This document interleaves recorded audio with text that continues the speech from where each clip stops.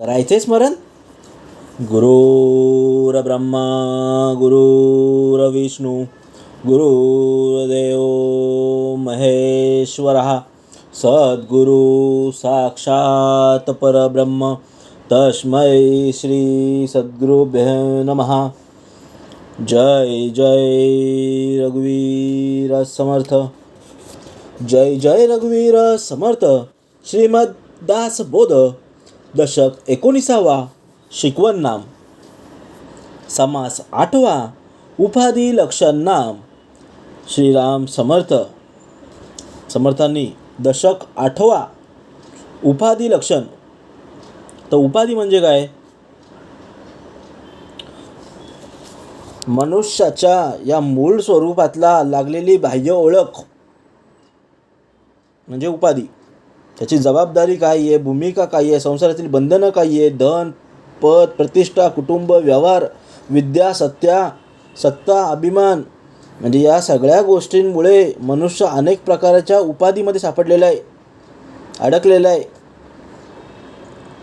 घरामध्ये अनेक उपाधी, ऑफिसमध्ये उपाधी, काय डिझिग्नेशन असेल ते, संसारामधील काही आहे, नातेवाईकांमध्ये काही आहे, प्रत्येकाचं पद प्रतिष्ठा त्याच्यामुळे जर उपाधी लागलेली आहे.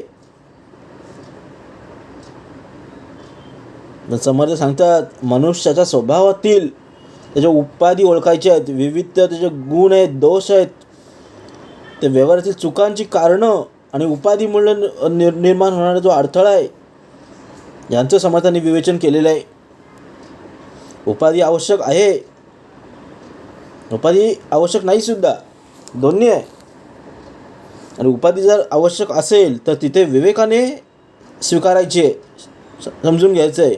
परंतु तिचा अतिरेक झाला नाही पाहिजे, अहंकार आला नाही पाहिजे. एकदा अतिरेक झाला, अहंकार वाढला तर मनाची शांती हरवून जाईल. म्हणून समोर सांगतात या संसारातील सर्व उपाधी आहेत ते नश्वर आहेत, सर्व इथेच जाणार आहे.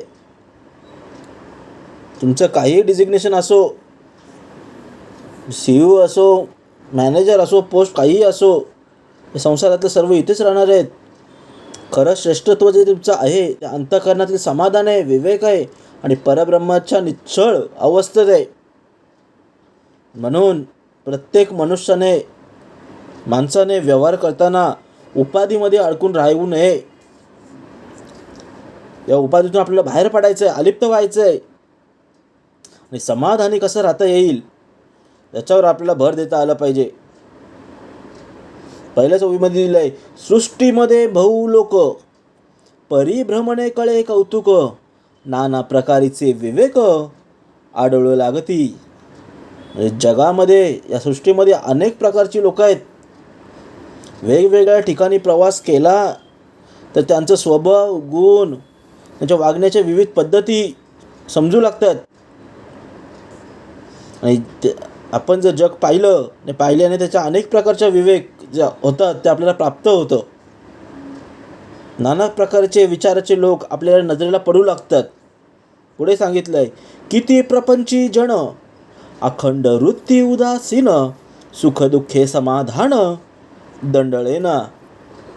किती लोक आहेत ती प्रपंचामध्ये गुरफटलेली आहेत, अडकलेली आहेत, संसारात अडकलेली आहेत. त्यांची वृत्ती नेहमी अलप्त आणि शांत कशी राहील.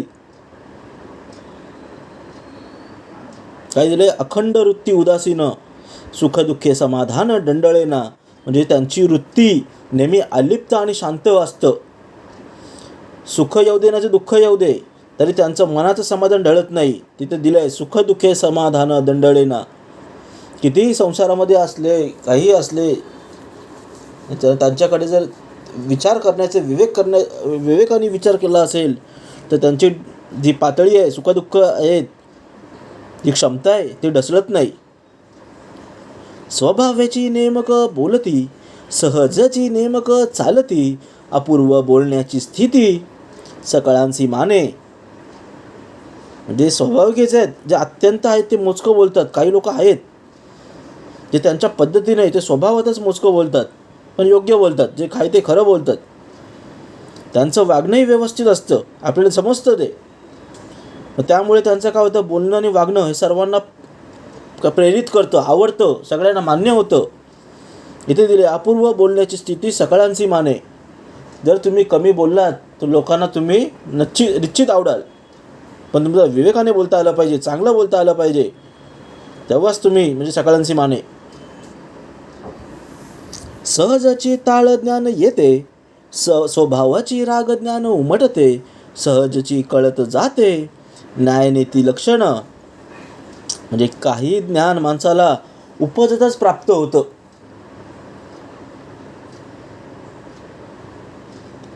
कोणाला तालाचं ज्ञान, कोणाला संगीताचं ज्ञान, कोणाला तबल्याचं ज्ञान, गाण्याचं ज्ञान, न्यायनीतीचं ज्ञान सहज प्राप्त होतं. आता आपण समजा गाणं घेतलं, एक गाणं जर वाजत असेल, गाणं जर गात असेल कोणी, आणि एक जर ट्युशन लावलेला असेल, जो वाजवणारा असेल, पेटी असेल किंवा तबला असेल, जो वाजवणारा असेल, त्याला ट्युशन घ्यावी लागते, शिक्षण घ्यावं लागतं, तरी तो एवढा वाजू शकत नाही. पण काही असतात जन्मतच झालेले, त्यांनी न कधी सराव केला आहे, न काय केलं आहे, एकदा जर गाणं वाजलं तरी ते त्या पद्धतीनं, त्या रिदमनं ते वाजवत राहतात. म्हणून ते दिलं आहे. जे ज्ञान आहे ते उपजतच येतं, आईच्या पोटातूनच येतं. इथे दिलं आहे, सहजची ताळ ज्ञान येते. हे कोणतंही क्षेत्र असतो, जे ज्ञान आहे ते कधी माणसाला उपजतच प्राप्त होतं. म्हणून ते सगळ्यांनी इझी होतं, शिकायला लागत नाही. एखादा आढळे गाजी, सकळ लोक अखंड राजी, सदा सर्वदा आवडे ताजी, प्राणीमात्रांची. म्हणजे एखादी आढळे गाजी, म्हणजे एखादं त्यामध्ये जो असतो पराक्रमी असतो, गुणी मनुष्य असतो, की सर्व लोक त्याच्यावर प्रसन्न होतात, त्याच्यावर प्रेम करतात. पण सर्व प्राणीमात्रांना त्याच्याबद्दल प्रेम आणि आदर उत्पन्न होतो. चुकोन उदंड आढळते, भारी मनुष्य दृष्टीसह पडते, महंताचे लक्षणाचे वाटे ते अकस्मात. म्हणून कधी अचानक एखादा अत्यंत श्रेष्ठ आणि मोठ्या गुणांचा मनुष्य जर भेटला, तर त्याच्यातील महंत आपल्याला ओळखता आला पाहिजे. महान पुरुषाची लक्षणं काही आहेत ती आपल्याला ओळखता आली पाहिजे.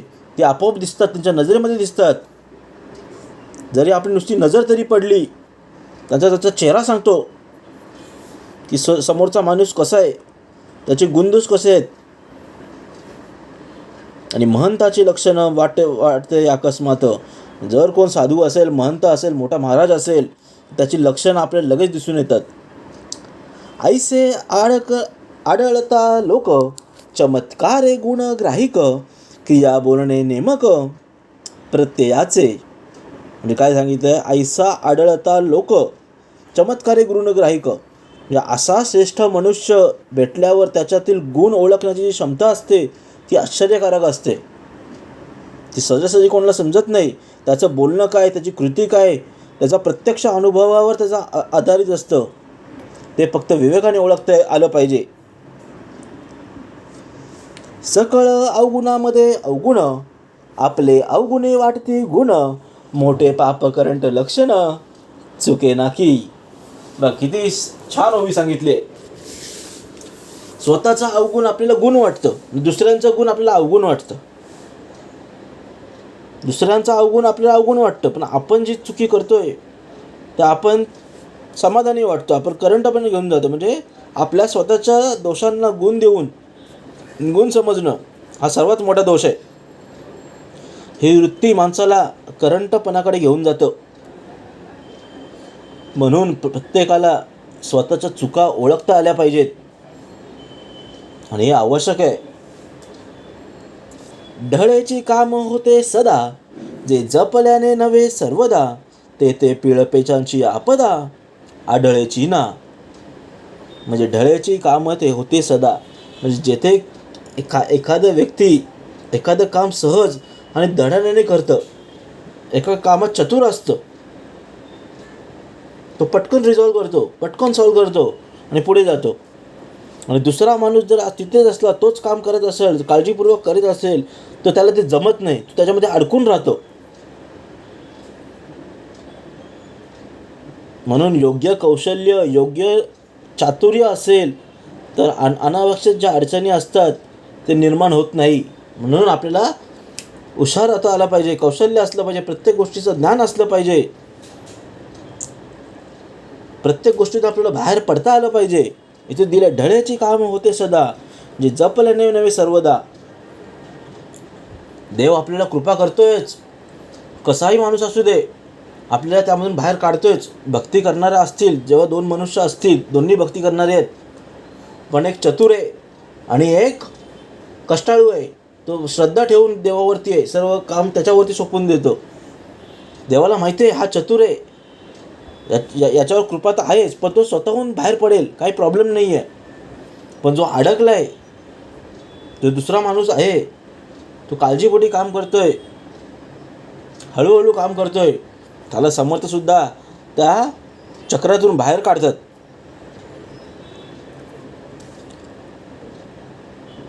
एकासी अभ्यासी ते नये, एकासी स्वभावाची ये, ऐसे भगवंताची महिमा काय कैसा कळेना. म्हणजे एखादी गोष्ट एका माणसाला खूप अभ्यास करून मिळत नाही, जमत नाही, तर ती दुसऱ्याला सहज मिळतं. प्रत्येकाची वेगवेगळी क्षमता देणं हा भगवंताचा महिमा आहे, अद्भुत महिमा आहे. आपण नशीब बोलतो, नशीब आहे प्रत्येकाचं. जर कोणी एखादा आंब्याचं झाड असेल, जर कोणी आंबा पाडत असेल, एवढं दगडं मारून काठ्या मारून जर पाडत असेल आणि तो आंबा पडत नसेल, आणि दुसराच कोणतरी माणूस येऊन चालत चालत त्यांनी मुद्दाम असा दगड फेकला आणि आंबा दुसरा पडला,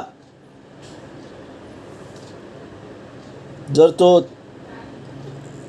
बोलतात ना त्याला सहज मिळतं, तसं आहे ते. प्रत्येकाची क्षमता वेगवेगळी आहे, ही महिमा आहे. मोठे राजकारणे चुकती, राजकारण वेडा लागती, नाना चुकीची फजिती चहूंकडे. म्हणजे या मोठ्या व्यवहारामध्ये किंवा या राजकारणात जर चूक झाली तर अनेक अडचणी निर्माण होतात. पण या चुकीच्या निर्णयामुळे सर्व बाजूनी फजिती आणि त्रास होऊ शकतो. दिल्या येते नाना चुकीची फजिती चहूकडे, चार चौघांमध्ये लाद जाते, त्रास होतो, फजिती होते. या कारणे चुको नये, म्हणजे उदंड अपाये, उपायाचे अपाये चुकता नये. म्हणून मोठमोठ्या कामात जेवढी मोठी मोठी कामं असतील, शक्य तर तितकी काळजी घ्यायची. एकदा नाही दोनदा विचार करा, पण ते कसं काळजीपूर्वक आपल्याला करता येईल त्याच्याकडे आपलं लक्ष देता आलं पाहिजे. कारण जर चुकीचा निर्णय घेतला आणि तो जर उपाय समस्या सोडवण्यासाठी केला, तर त्याचा उलट नुकसान करणं ठरू शकतो. म्हणून चुकीचा निर्णय घ्यायचा नाही कधी. काही चुकले ते कळेना, मनुष्य मनची वळेना, खळवळा अभिमान गळेना दोहीकडे. म्हणजे काय तरी चुकला असेल, चुकी नेमकी कुठं झाली हे समजत नसेल, तर समोरच्या माणसाचं मन सुद्धा वळत नाही. म्हणून दोन्ही बाजूंचा अहंकार वाढला तर वाद अधिकच वाढतो. जर कुठे भांडणं झाली, कुठे काही झाला, आपल्याला शांत राहता आलं पाहिजे. जर एक कोणी बोलत असेल तर आपण शांत राहता आलं पाहिजे. आणि दोघं जर एकदाच भांडत असतील तर त्यांचा वादविवाद सोडवणं कठीण आहे. अवघे फडची नासती, लोकांची मने भंगती, कोठे चुकती युक्ती काही कळेना. म्हणजे चुकीच्या वागण्यामुळे संपूर्ण काम बिघडत असतं. अवघे फडची नासती म्हणजे तुमचं जर टीम वर्क असेल आणि तुमचं जर कुठे चुकत असेल तर त्या अख्खा टीमचा प्रोजेक्टचं काम बिघडतं. लोकांची मनं दुखावतात. आपली युक्ती नेमकी कुठं चुकली हे लक्षात येत नाही, काही कळत नाही. मग पुढे समोर सांगतात, व्यापे विना आटोप केला, तो अवघा घसरताची गेला, अकलेचा बंद नाही घातला दूरदृष्टीने. मग पुढे सांगतात, मग त्यासाठी काय करता आलं पाहिजे, योग्य नियोजन करता आलं पाहिजे, दूरदृष्टी ठेवता आली पाहिजे. आपलं दूरदृष्टीच ठेवता येत नाही आणि मोठं काम हातात घेतलं ते हळूहळू हटून निसटून जातं. म्हणून काम करण्यापूर्वी कोणताही काम असो, बुद्धीने विचार करून, नियोजन करून, प्लॅनिंग करून ते करणं आवश्यक आहे. एखादे मनुष्य ते शिके, त्याचे करण्याची बावळे, नाना विकल्पाची झाले करून टाकी. म्हणजे एखादे मनुष्य ते शिके. एखादा मनुष्य शिकतो, अडाणी प्रमाणे काम करतो, पण त्याच्या चुकी होतात, त्यांच्या कृतीमुळे अनेक शंका निर्माण होतात, गोंधळ निर्माण होतं, अडचणीचं जाळं निर्माण होतं. इथे दिलं त्याचे करण्याची बावळे, नाना विकल्पाचे जाळे करून टाकी. ते आपणासी उकळले ना, दुसऱ्याचं काहीच कळेना, नाचे विकल्प कल्पना, ठाई पडे ठाई ठाई. म्हणजे अनेक केलेला गोंधळ स्वतःलाही सोडवता येत नाही आणि दुसऱ्याला त्याचा अर्थसुद्धा लागत नाही, थांगपद्धतसुद्धा लागत नाही. मग मनात नाना प्रकारच्या शंका आणि कल्पना निर्माण होतात. काय होईल, कसं होईल, कधी होईल, या शंकामध्ये आपण अडकून बसतो. त्या गुप्त कल्पना कोणास कळल्या, कोणे एक आटो पाव्या, ज्याच्या त्याने कराव्या बलकट बुद्धी. म्हणतो ज्याच्या त्याने कराव्या बलकट बुद्धी. म्हणजे मनातील गुप्त विचार आहेत, बाहेरच्याने सांगितलंय, या मनामध्ये सांगितलंय. या मनातील जे गुप्त विचार आहेत, लपलेले विचार आहेत, कल्पना आहेत, ते दुसऱ्याला पूर्णपणे कळत नाही, बाहेरच्या व्यक्तीला कळत नाही. म्हणून प्रत्येकानं स्वतःचं आपल्या मनावर नियंत्रण ठेवता आलं पाहिजे. बुद्धी स्थिर कशी राहता येईल, ती मजबूत कशी करता येईल, बळकट कशी करता येईल, त्यासाठी समर्थांनी हे निरूपण दिलेलं आहे. नामस्मरण करता आलं पाहिजे. हे मन चंचल आहे, हे स्थिर राहत नाही आहे एका जागेवरती. मग स्थिर राहण्यासाठी नामजप महत्त्वाचं आहे, भक्ती महत्त्वाची आहे, नामस्मरण महत्त्वाचं आहे. तेव्हा तो आपला जो मन आहे तो आपल्याला नियंत्रणामध्ये ठेवता येईल. ज्यासी उपाधी आवडेना, तेने उपाधी वाढविना, सावचित्त करुणिया मना, समाधान असावे. ज्यासी उपाधी आवडेना म्हणजे ज्याला मोठमोठ्या जबाबदाऱ्या मिळाल्या आहेत, त्याच्या धावपळ आणि उपाधी त्याला आवडत नाही. म्हणजे आता मी फ्रेशर आहे, मी कुठे काम करायला गेलो आहे, 1-2 महिन्याचा किंवा 1 वर्षाचा मला एक्सपिरियन्स असेल, आणि मला जर मोठमोठ्या जबाबदाऱ्या दिल्या, धावपळीची कामं दिली, उपाधी दिली की आजपासून तू हे कर, ते कर, ते कर, तर मला ते आवडणार नाही. कारण त्या विनाकारण कामामध्ये मी कसं गोंधळू, म्हणजे मी वाढू शकत नाही, विनाकारण ताण घेऊ शकत नाही. मन शांत ठेवून आपल्याला समाधानाने काम करता आलं पाहिजे. म्हणून फुकटचे सांगितले, ज्यासी उपाधी आवडेना त्याने उपाधी वाढविना. ज्याला उपाधी आवडत नाही त्याने ते काम करावंच नाही. धावो धावो उपाधी वेष्टी, आपण कष्टी लोक ही कष्टी, हे मानव न एक गोष्टी कुसुमुसेची. म्हणजे धाव उपाधी वेष्टी, घाईने गडबडीनं काम केलं तर स्वतः त्रासून जातो, कष्ट प्राप्त होतं, दुःख प्राप्त होतं, आणि आपल्याला झालं तर निश्चितच दुसऱ्यांना सुद्धा त्रास होतो. म्हणून केवळ धावपळ करण्यासाठी काम करू नये. लोकी बहुत कष्टी झाला, आपणही अत्यंत त्रासला, व्यर्थची केला गलबला कासयासी. म्हणजे आपल्या कामांमुळे लोकांना खूप त्रास झाला असेल तर आपणही त्रस्त झालो, तर एवढी घाई गडबड जी आहे, धावपळ करून काय साधलं मग. म्हणून या अनावश्यक ज्या उपाधी आहेत त्या आपल्याला टाळायच्या आहेत, त्यातून बाहेर पडायचं आहे. असो उपाध्याची काम, काही बरे वाटावे कानुस, सकळ समजून ऐसे वर्तता बरे. म्हणजे या उपाध्यांच्या कामात काही गोष्टी जर चांगल्या असतील तर काही गोष्टी कमावण्याच्या असतात. हे समजून घेऊन आपल्याला विवेकाने काम करणं योग्य आहे. कधी कधी आपल्याला चांगला दिवस जातो, कधी कधी वाईट दिवस जातो. हे सुखदुःख दिलेलंच आहे, चालू आहे. सूर्यानंतर चंद्र, रात्रीनंतर दिवस हे येणारच आहे. म्हणजे कुठल्याही उपाधी तुमच्या असतील, कुठल्याही कामात चांगलं आणि वाईट हे तुमच्या आयुष्यात येणारच आहेत. त्याला जीवन असं नाम म्हटलेलं आहे. फक्त हे वास्तव समजून आपल्याला विवेकानं वागता आलं पाहिजे. लोकांपासी भावार्थ कैसा, आपण जगवावा तयांचा, सेवट उपंडर कोणाचा पडवची नये.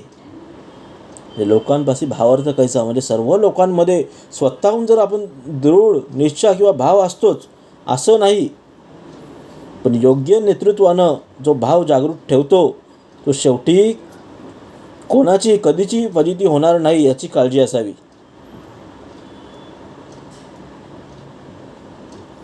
अंतरात्म्याकडे सकळ लागे, निर्गुण हे काहीच न लगे, नाना प्रकारीचे दगे चंचळामध्ये.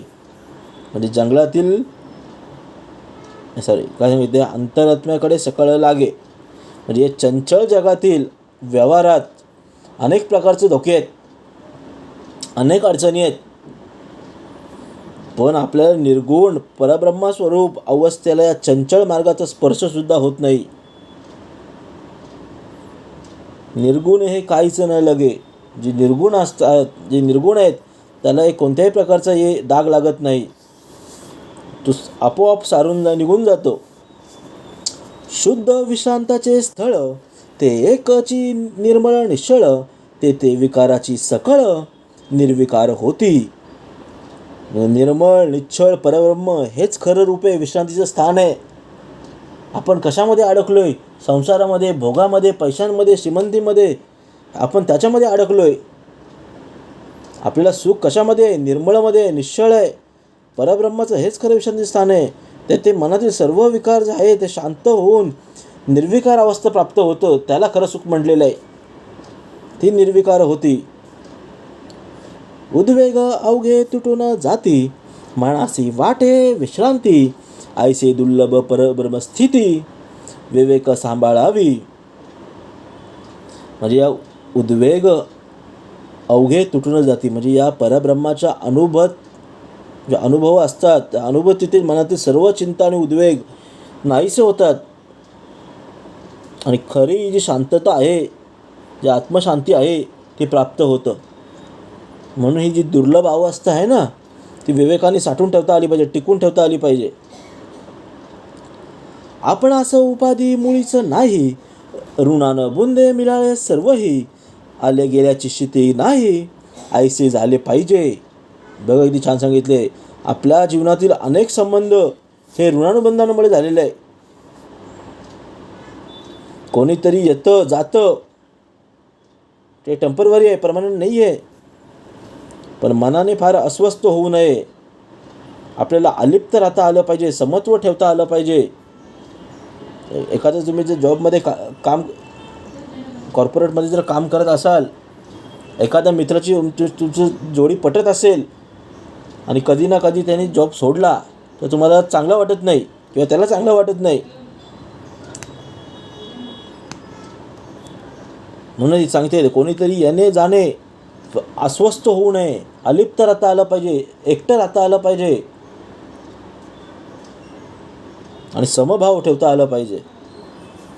तरी कोणीही काही झालं, काय कितीही झालं तरी आपल्याला शांतपणे काम करता येईल, मन लागेल असा प्रकारचा आपल्याला चित्त ठेवायचं आहे.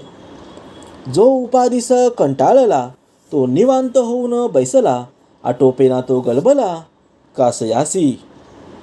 म्हणजे जी उपाधी आहे, जी उपाधी आणि धावपळ आपल्या नियंत्रणामध्ये कधीच येत नाही,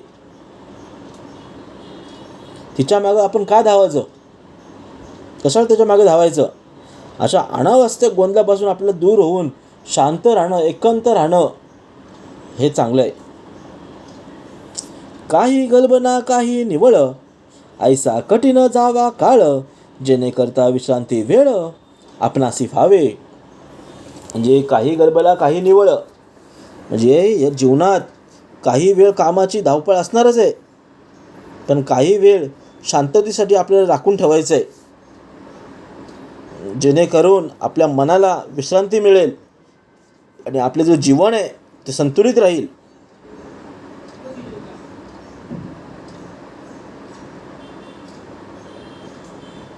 म्हणून त्याला काही गलबना काही निवळ, ऐसा कठीण जावा काळ, जेणेकरिता विश्रांती वेळ आपणासी व्हावे. उपाधी काही राहत नाही, समाधान एवढे थोर नाही, नरदेह प्राप्ती होती नाही क्षणाक्षणा. म्हणजे समोर सांगतं शेवटला, कोणतीही उपाधी आणि संसारातील कामं कायमची राहत नाहीत, हे नश्वर आहे. यासाठी काय करायचं आहे? मनाचं समाधान शोधता आली पाहिजे. मनाचं समाधान यापेक्षा मोठी कोणतीही गोष्ट नाही. मनुष्य जन्म वारंवार मिळत नाही आहे, दुर्लभ आहे. म्हणून या जीवनात समाधान, विवेक आणि आत्मशांती मिळवण्याचा प्रयत्न करायचा आहे. म्हणतात उपाधी काही राहत नाही, हे नश्वर आहे, सर्व इथेच राहणार आहे. म्हणून समाधान एवढे थोरं नाही. समाधान तुम्हाला कसं प्राप्त होईल त्याच्यावरती आपल्याला भर देता आला पाहिजे. समाधानापेक्षा नरदेह प्राप्त होत नाही, हा दुर्लभ आहे नरदेह. 84 लक्षाच्या फेऱ्यामधून हा आपल्याला 83,99,999 फेऱ्यामधून गेलेला हा जो पुढचा आहे 84 लक्षवाला आपल्याला मनुष्य शांती मिळालेली आहे. मनुष्य आपल्याला मिळालं आहे, नरदेह प्राप्त झालेला आहे. अत्यंत दुर्लभ आहे, कठीण आहे. याचा आपला जो जन्म जो झालेला आहे तो परब्रह्मासाठी झालेला आहे, भगवत प्राप्तीसाठी झालेला आहे. आणि तो सांगितलं आहे या जीवनात समाधान, विवेक आणि आत्मशांती हे मिळवण्याची फार प्रयत्न करायचे आहे. म्हणून जगात वावरताना अनेक प्रकारची माणसं दिसतील, स्वभाव असतील, परिस्थिती दिसतील. प्रत्येक कामात विवेक, संयम, दूरदृष्टी आणि योग्य नियोजन आवश्यक आहे. म्हणून स्वतःचं अवगुण काय असेल ते ओळखणं महत्त्वाचं आहे. अहंकार टाकून द्यायचं आहे. अनावश्यक उपाधी वाढून घ्यायच्या नाही आहेत. म्हणून संसारातील ज्या जबाबदाऱ्या पार पडताना मनाची शांती आणि समाधान कधी गमवू नये. म्हणून समोर शेवटला सांगतात या बाह्य उपाधीपेक्षा अंतःकरणातील समाधान आणि परब्रह्माची शांती हेच श्रेष्ठ आहे. उपाधी काही राहत नाही, समाधान एवढे थोर नाही, नरदेह प्राप्त होत नाही क्षणाक्षणा. इति चिदास बोधे गुरुशिष्य संवादे उपाधी लक्षण निरूपण नाम समास 8वा. जय जय रघुवीर समर्थ.